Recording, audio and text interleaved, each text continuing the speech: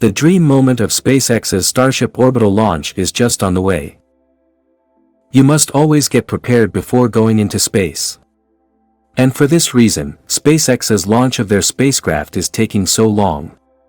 SpaceX does not want this mission to fail and result in a catastrophic failure.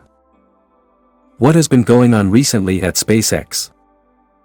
Today, we'll talk about recent SpaceX news and advances related to the static test of the Starship's booster.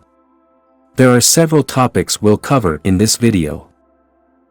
So without further ado, let's launch. To carry out future space operations, SpaceX created the revolutionary spaceship, known as Starship. SpaceX has a history of consistently surpassing the expectations of the space community. The first time, everyone was interested in the reusable rocket boosters.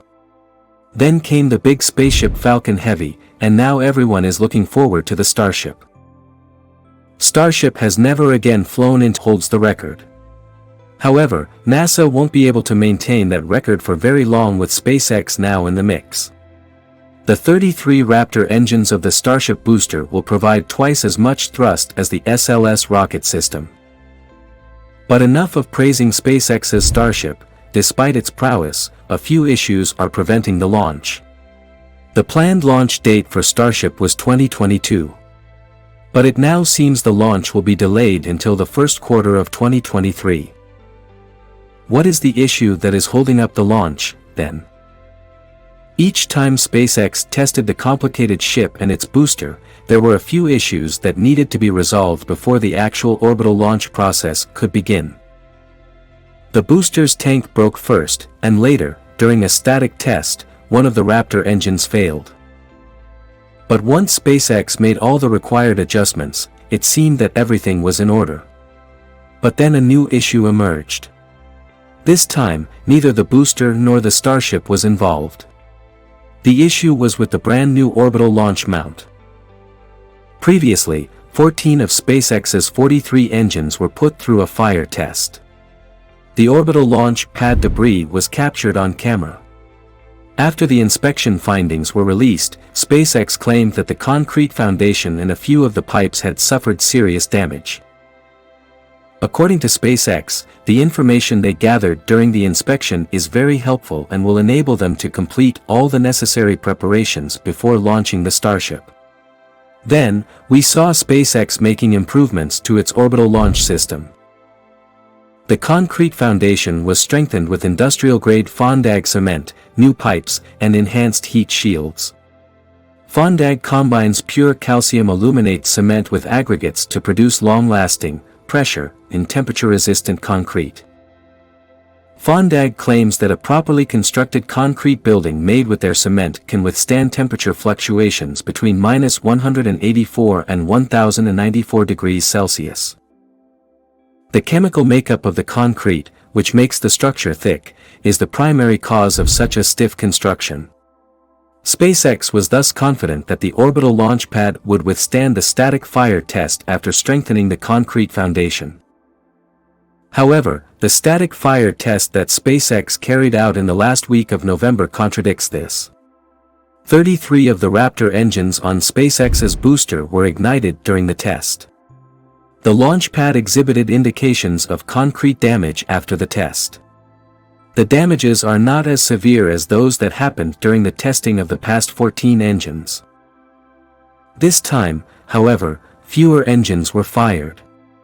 Therefore, either the base is louder than it was before or the lessened damage is just the result of fewer engines being fired. In any scenario, the pressure and temperature that will be blasted into the concrete will not be able to support it. Given the importance of the orbital flight mission for SpaceX, everything must be in place before fully committing to and launching Starship. The Starship is a cutting-edge device. Therefore, NASA and SpaceX want to work together to return people to the lunar surface. Apollo 11 was the last mission to land a person on the Moon. The same task is carried out by the Artemis 1 spacecraft, which NASA launched last month. Starship steps in to help with it. To return the people to the Moon, Artemis 1 and Starship will team up. However, Elon Musk's plans to colonize Mars with his new spaceship are much more ambitious. To be quite honest, SpaceX created its spaceship with a larger goal in mind. Humanity will arrive on Mars quickly once the Starship's orbital trip is complete. Even the new capture winding mechanism that SpaceX has designed fits the goal of supporting the Starship's rapid launch. With a capture landing, once the booster completes its task and releases the ship into orbit, it will return and be launched after being res-tacked and refueled. With this technique, SpaceX predicts that the time between the two launches will be only 1 hour. Testing is still required.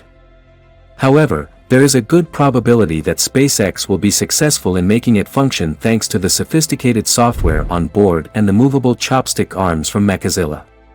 The concrete foundation is the only issue we have right now since it isn't sturdy. Other times, such large rockets are launched using a fire trench and water basin technique. The authorities aren't allowing Starship to utilize the conventional launch pad system since the launch location is close to a nature reserve. SpaceX thus created its orbital launch platform to solve the problem. Everything is in order, and the mount is enough for supporting and launching the rocket.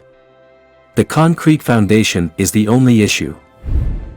Some pipes were broken during the 14-cylinder engine test conducted before. However, they performed flawlessly during the most recent testing with the 11 engines and heat shields added. It all depends on how fast SpaceX resolves the concrete issue so that we can see the historic launch of Starship and Super Heavy. And that concludes the video today. We hope you enjoyed it. Give it a thumbs up, and don't forget to subscribe to the channel. We will see you at the next one. Thanks for watching.